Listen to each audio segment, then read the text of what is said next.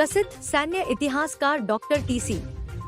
राव द्वारा लिखित बहुप्रतीक्षित पुस्तक ऑपरेशन सिंदूर, आतंक के खात्मे का अग्निकांड, operation Sindoor, the fire that silence terror का विमोचन गुरुग्राम के प्रतिष्ठित क्षमा रेस्टोरेंट में आयोजित एक विशेष प्रेस वार्ता के दौरान किया गया। यह पुस्तक अंग्रेजी और हिंदी दोनों भाषाओं में प्रकाशित की गई है। इस महत्वपूर्ण कृति में भारत पाकिस्तान संबंधों का स्वतंत्रता के बाद से लेकर 7 मई 2025 तक का पूर्ण विवरण प्रस्तुत किया गया है, जिसमें पाकिस्तान प्रायोजित आतंकवाद, कश्मीर की समस्या, पहलगाम में निर्दोष भारतीयों की धार्मिक पहचान पूछकर की गई नृशंस हत्याएं और उसके पश्चात भारत द्वारा की गई 4 दिन एवं 100 घंटे लंबी वीरतापूर्ण सैन्य कार्रवाई ऑपरेशन सिंदूर का विस्तार पूर्वक विश्लेषण किया गया है। Doctor TC. राव ने बताया कि यह पहली पुस्तक है जिसे मात्र 3 सप्ताह के भीतर दिन रात कार्य करके पूरा किया गया है। इस कठिन कार्य में डॉक्टर टी.सी. राव को 7 अनुभवी सचिवीय स्टाफ का पूरा सहयोग प्राप्त हुआ। पुस्तक का उद्देश्य केवल ऐतिहासिक दस्तावेजीकरण नहीं, बल्कि भारत की सैन्य कार्रवाई की न्यायिक वैधता, रणनीतिक सोच और आतंक के खिलाफ निर्णायक दृष्टिकोण को भी सामने लाना है। यह पुस्तक विशेष रूप से उन सशस्त्र बलों के वीर जवानों को समर्पित की गई है जो आज भी सीमा पर सतर्क प्रहरी बनकर राष्ट्र की रक्षा में तैनात हैं। Doctor TC. राव ने आगे अपने ब्रीफिंग में बताया कि ऑपरेशन सिंदूर केवल एक सैन्य अभियान का वर्णन नहीं है, बल्कि यह एक राष्ट्र की संकल्प शक्ति, साहस और प्रतिरोध की कहानी है। यह पुस्तक शोधार्थियों, रणनीतिकारों, सुरक्षा विशेषज्ञों, युवाओं तथा देश प्रेमियों के लिए अत्यंत उपयोगी साबित होगी। इस अवसर पर colonel Mahavir Yadav, colonel Dharmendra Yadav, major SN Yadav, Shri Ved Yadav, Shri KC. Yadav, Shri Sunil Yadav, Shri LR. Yadav, Shri Neki Ram Yadav, Shri Shiv Narayan Yadav, Shri Mahendra Yadav आदि मौजूद रहे। डिसीजन लेकर के इसको एग्जीक्यूट कराते हैं, वर्ल्ड फेम हो गए हैं वो। अगर हम इस युद्ध को आगे कंटिन्यू करते, क्या युद्ध से कोई पीस गेन नहीं करता? युद्ध कोई समाधान नहीं है, सिवाय खून खच्चर के जान माल का वहाँ भी नुकसान होता, हमारे भी नुकसान होता, हमारी इकोनॉमी बहुत बड़ा असर पड़ता। तो मैं एक सैनिक इतिहासकार होने के नाते मैंने बहुत किताबें लिखी हैं। मैं ये कहूँगा जो डिसीजन लिया था ये देश के हित में था। अब हम इमोशनल होकर के युद्ध नहीं लड़े जाते, इमोशनल होकर के देश की इकोनॉमी को नहीं बचाया जा सकता। वो तो बहुत विवेक के साथ भी काम करना पड़ेगा, बहुत कंसिडरेशन देखना पड़ेगा हर तरफ से कि इसका हमारा क्या फ़ायदा होने वाला है। तो मैं आप सभी का फिर एक बार धन्यवाद करता हूँ। ये इस पुस्तक के अनावरण में आप पहुँचे। मैंने प्रेस रिलीज आपके हर एक की जो बैग मैंने तैयार किया आपके लिए, जिसमें एक डायरी है, एक मेरे ऊपर छोटी पुस्तक है बंकर टू बिलियनर, आप सभी को अच्छा लगेगा उसको भी पढ़ करके। और मैं किताबें लिखता रहता हूँ। पाकिस्तान पे एक और किताब मेरी आ रही है, चाइना पे मेरी एक पुस्तक आएगी जिसमें हम क्यों न हम दोस्त बन जाएं, बिकॉज दुनिया आधी पॉपुलेशन चाइना और इंडिया में है दुनिया की। अमेरिका, रसिया, ये सब पैरों में पड़ जाएंगे आकर के। भारत और चाइना, जैसे हिंदी चीनी भाई भाई का नारा लगाया था पहले 62 के ऑपरेशन से पहले, हालांकि उनके बाद में तो बहुत धोखा किया, लेकिन आज चाइना भी समझ गया है, न्यूट्रल रहा। पाकिस्तान एक्सपोज हो गया इस युद्ध के अंदर। आपने देखा हो 4 दिन के अंदर उन्होंने तंग आकर के सिंपैथी गेन करने के लिए अरब कंट्रीज से कि हम तो पाकिस्तान के अंदर टेररिज्म, इसलिए हमने तो यहाँ पे ट्रेंड किए लोग कि अमेरिका को खुश करने के लिए, वेस्टर्न कंट्री को खुश करने के लिए। लेकिन उसके फेवर में छोड़ के तुर्की को कोई नहीं आया। सऊदी अरबिया से बहुत उम्मीद थी, उनको बहुत लोन देता है, सऊदी अरबिया ने क्लियर डायरेक्शन दे दी थी उनको। रसिया हमारे साथ खड़ा था। अमेरिका तो बढ़िया देश है। अमेरिका का जब वहाँ पे हमने जब वहाँ पे डाला उनके जहाँ वेपन, ताकि political power flows out of the barrel of a gun, ये माओ से तुमने ये दी थी, was a great military strategist. उस पे वो आधारित है, वो एक्सपेंसिव पॉलिसी है उनकी स्टेट पॉलिसी है ये कि हमने अपने कंट्री को अगल बगल में फैलाना है। उसके 14 नेबर हैं किसी भी नेबर के साथ में उसके रिलेशन ठीक नहीं है। सबके साथ में टेरिटोरियल डिस्प्यूट्स है, कोई सेटल नहीं कर पाए हैं। तो हम तो उनसे यही कहते हैं मैकमोहन लाइन को चाइना एक्सेप्ट करे, एक्साइज चीन के ऊपर जो जा रहा वो हिस्सा हमारे पास दे दे, उससे उसको कुछ नहीं मिल रहा है। तो समय आएगा ये, तो मांगने से तो नहीं मिलेगा ना। नहीं, मांगने से मिलेगा। युद्ध करने की जरूरत आपको नहीं पड़ेगी। हम बार्गेनिंग पावर इतनी स्ट्रॉन्ग करते जा रहे हैं अपनी, अभी आने वाले समय में आप देखना। अच्छा, राव साहब आप ये बोल रहे हो, हम भी बोल रहे हैं कि भारतीय सैनिक विश्व का सर्वश्रेष्ठ सैनिक पहले से ही रहा है, बहुत पहले से रहा है। अभी आप अपनी फॉरेन पॉलिसी में बताइए, आप यहाँ तिरंगा यात्रा निकालो कुछ नहीं, आपकी फॉरेन पॉलिसी में अगर ये युद्ध हो जाता, पूर्ण रूप से हो जाता युद्ध, कितने देश आपके फेवर में आते, आपकी फॉरेन पॉलिसी क्या बोलती है? देखो, पहली बात तो कोई भी कंट्री हो ना, कमज़ोर आदमी के साथ खड़े होने की कोशिश करेगा, जिसको कुछ लूज नहीं करना है ना, कुछ भी, जिसका भारत से ज़्यादा कोई लेना देना नहीं है, वो कमज़ोर कंट्री के पक्ष में खड़ा करता है। जितने भी इस्लामिक कंट्री हैं वो सारे हमारे खिलाफ हो जाते। आज सऊदी अरबिया हमारे साथ खड़ा है, बोला भाई हर हिंदुस्तान को अपने आप को टेररिज्म से डिफेंड करने का हक है। सब कंट्री, जर्मन ने भी यही कहा है, अभी हमारे जयशंकर जी अभी गए हुए, सब जहाँ जहाँ जा रहे हैं अभी, सब कंट्री अगर आपको अपना हक है।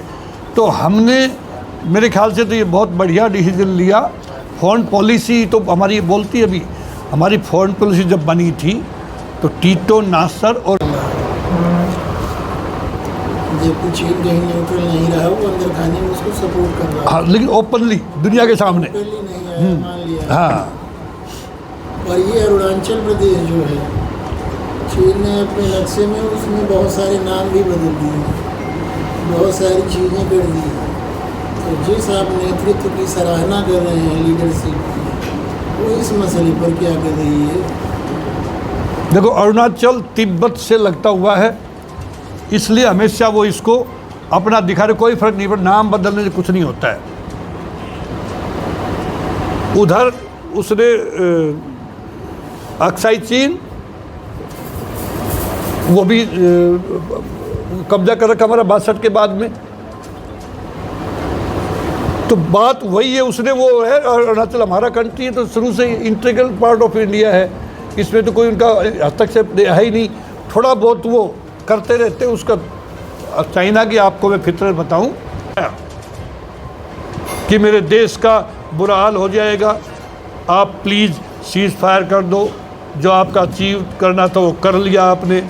हमारी उनकी कोई ड्रोन हमारे एरिया में आकर के कोई डैमेज नहीं कर पाई, कोई मिसाइल उनके हमारे एरिया में आकर डैमेज नहीं कर पाई, ऊपर ही न्यूट्रलाइज कर दी सारी की सारी।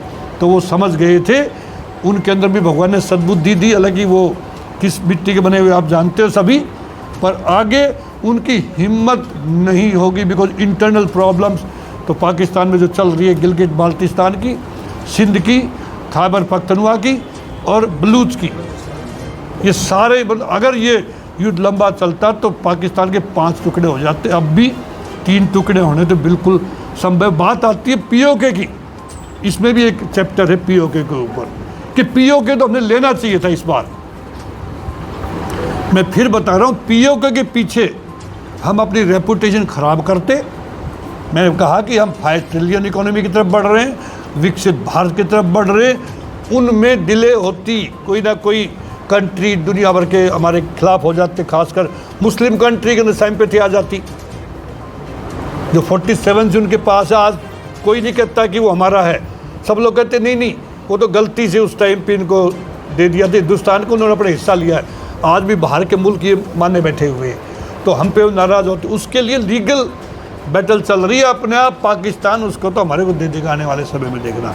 उनके पास वहाँ डिफेंस के लिए कुछ नहीं है, उनके पास वहाँ कोई फैसिलिटीज़ नहीं है ना, वहाँ पे कोई मिनरल्स को छोड़ते सारा ले जा रहे, पब्लिक रोज़ तरह मचा रही है, हिंदुस्तान के नारे लगा रहे हैं वहाँ पे।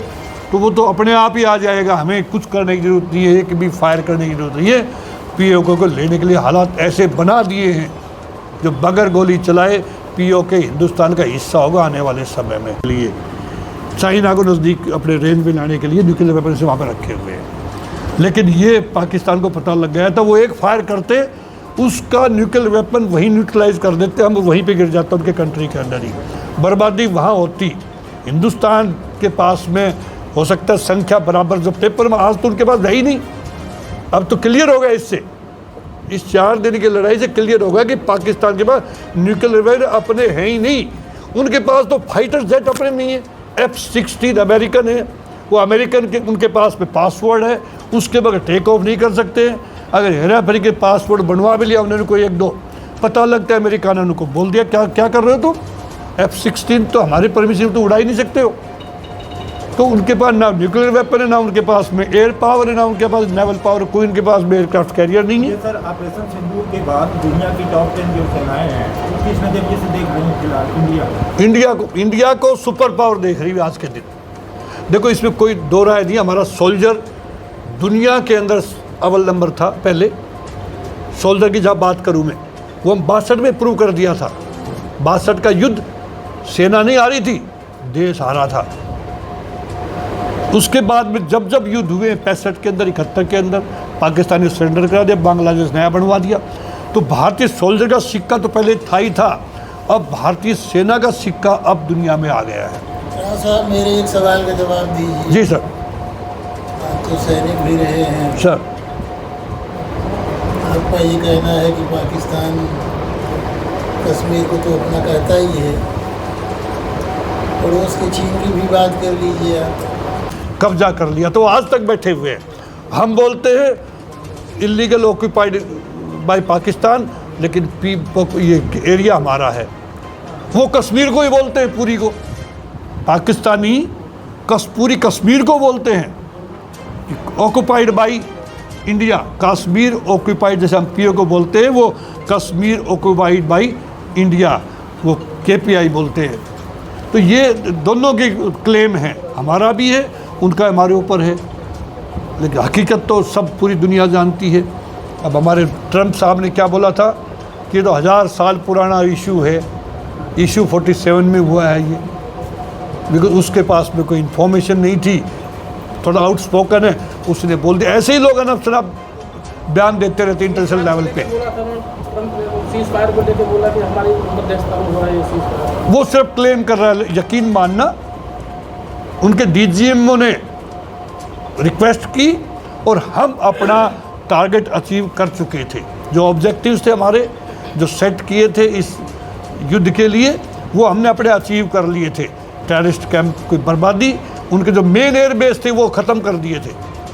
उनके पास में टेक ऑफ करने के लिए कोई एयरबेस नहीं बचा था, जहाँ से वो उनके पास जो भी हैं एयरक्राफ्ट जेट है, जो फाइटर है, उनको वहाँ से कहाँ से टेक ऑफ कराते हुए। तब उन्होंने सोचा कि अब तो अगर एक झटका और हिंदुस्तान दे देगा तुम्हें, 10 तारीख को वो होना था, उनके पास सारी इन्फॉर्मेशन पहुँच गई। हमने बहुत गहरी एयर स्ट्राइक करनी थी, जो हम सिविलियन एयरपोर्ट्स को भी हम डिस्ट्रॉय करते उस दिन 7 को, 10 तारीख को। तब उन्होंने 12:30 बजे फ़ोन किया कि नहीं भाई, अब तो सिर्फ उनके शरण में आ जाओ। और मैंने अपनी वीडियोज़ में भी, सही बताऊँ, मैं एक सैनिक हूँ, बार बार ये कहा था कि शरीफ के पास में, अभी शहबाज शरीफ के पास में मौका है, मोदी जी को आकर के प्रणाम करें, पैर छूले उनके, बोले माफ़ कर दो मुझे, बड़े भाई आप पे छोटा भाई। मेरा एक सवाल है सर,